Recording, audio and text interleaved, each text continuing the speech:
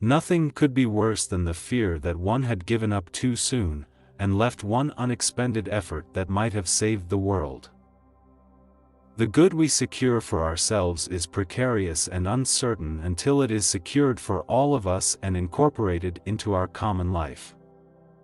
True peace is not merely the absence of war, it is the presence of justice. I am not one of those who believe, broadly speaking, that women are better than men. We have not wrecked railroads, nor corrupted legislatures, nor done many unholy things that men have done, but then we must remember that we have not had the chance. The essence of immorality is the tendency to make an exception of myself. In the unceasing ebb and flow of justice and oppression we must all dig channels as best we may, that at the propitious moment somewhat of the swelling tide may be conducted to the barren places of life. Social advance depends as much upon the process through which it is secured as upon the result itself. Action is indeed the sole medium of expression for ethics. If the meanest man in the Republic is deprived of his rights, then every man in the Republic is deprived of his rights. Perhaps nothing is so fraught with significance as the human hand, this oldest tool with which man has dug his way from savagery, and with which he is constantly groping forward. Nothing can be worse than the fear that one had given up too soon and left one unexpended effort which might have saved the world. The good we secure for ourselves is precarious and uncertain until it is secured for all of us and incorporated into our common life. In his own way each man must struggle, lest the moral law become a far-off abstraction utterly separated from his active life.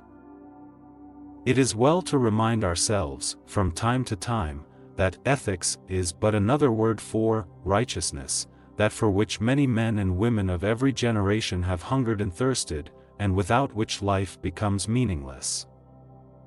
It is easy to become the dupe of a deferred purpose, of the promise the future can never keep, and I had fallen into the meanest type of self-deception in making myself believe that all this was in preparation for great things to come.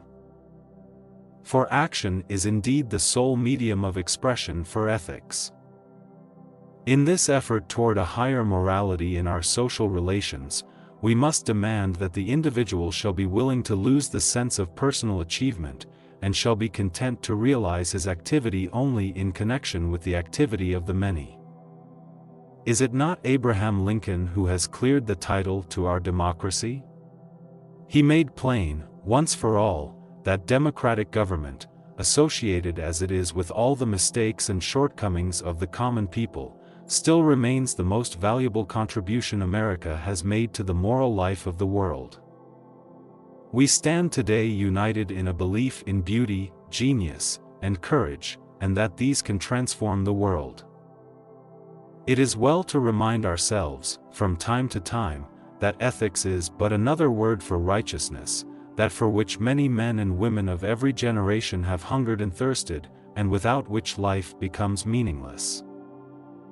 We can all recall acquaintances of whose integrity of purpose we can have no doubt, but who cause much confusion as they proceed to the accomplishment of that purpose, who indeed are often insensible to their own mistakes and harsh in their judgments of other people because they are so confident of their own inner integrity. Samuel Johnson once remarked that it was surprising to find how much more kindness than justice society contained.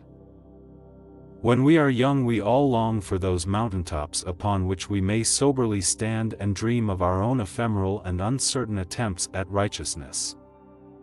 I had confidence that although life itself might contain many difficulties, the period of mere passive receptivity had come to an end, and I had at last finished with the everlasting preparation for life, however prepared I might be.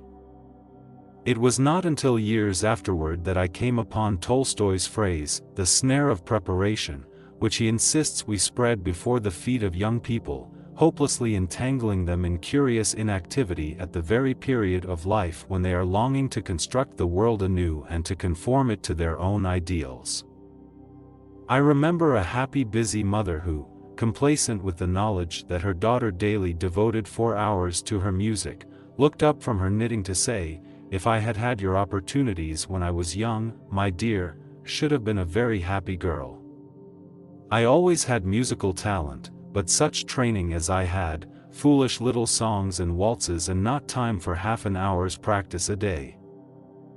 I might believe I had unusual talent if I did not know what good music was. I might enjoy half an hour's practice a day if I were busy and happy the rest of the time. You do not know what life means when all the difficulties are removed. I am simply smothered and sickened with advantages. It is like eating a sweet dessert the first thing in the morning. To love mercy and at the same time to do justly is the difficult task.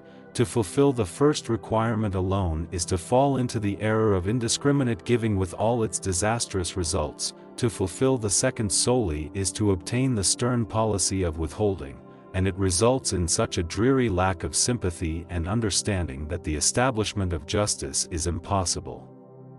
It may be that the combination of the two can never be attained.